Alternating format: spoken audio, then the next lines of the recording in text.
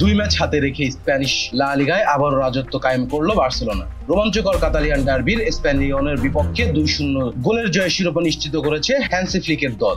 ম্যাচের নায়ক 17 বছর বয়সী লামিন ইয়ামাল দুর্দান্ত এক গোল করার পাশাপাশি সতীর্থদের গোলেও রেখেছেন অবদান। স্পেনের শীর্ষ লেগে এটি বার্সার 28তম শিরোপা। এক মৌসুম পর রিয়াল মাদ্রিদের কাছ থেকে লা লিগার শিরোপা পুনরুদ্ধার করলো বার্সেলোনা। এল ক্লাসিকোর পরেই অবশ্য অনেকটা নিশ্চিত হয়ে গিয়েছিল এই মৌসুমের শিরোপা ধরে রাখতে পারছে না মাদ্রিদ।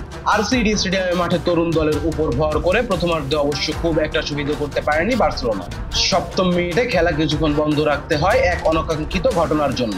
স্টেডিয়ামের বাইরে সমর্থকদের উপর গাড়ি চালিয়ে দেওয়ায় আহত হয় 13 জন। এদের মধ্যে 4 জনকে হাসপাতালে নেওয়া হলেও গুরুতর কেউ নন বলে জানানো হলে পুনরায় খেলা আরম্ভ হয়। এরপর প্রথমার্ধে একের পর এক সুযোগ হাতছাড়া করে ফরওয়ার্ডরা। সুযোগ পেয়ে কাজে লাগাতে পারেনি বার্সার লেভানদস্কি, ইয়ামালরাও। বিরতির পর ছন্নছাড়া পারফরমেন্স থেকে গোছানো খেলা শুরু করে সফরকারীরা, যার ফল পেতে খুব বেশি সময় লাগেনি বার্সার। ম্যাচের 53 মিনিটে ইয়ামেলের বাঁ পায়ে বুলেট গতির শট গোলকিপারের নাগালের বাইরে দিয়ে জালে জড়ায়।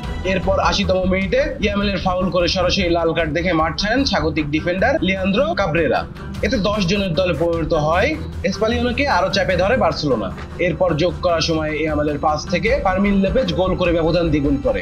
এতে 2-0 গোলের ব্যবধানে ম্যাচ জিতে নিজেদের করে মাঠ ছাড়ে Barca.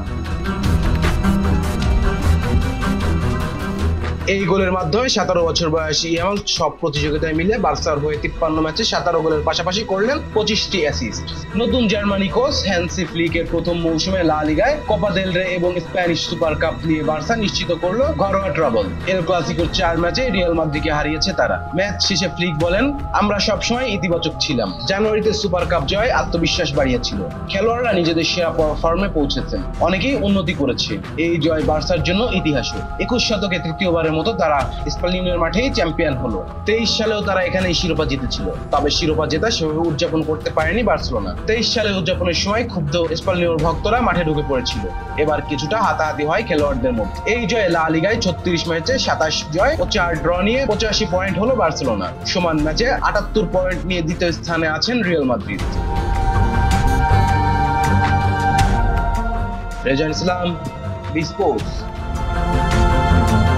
Please subscribe our channel to get more information about Cricket World.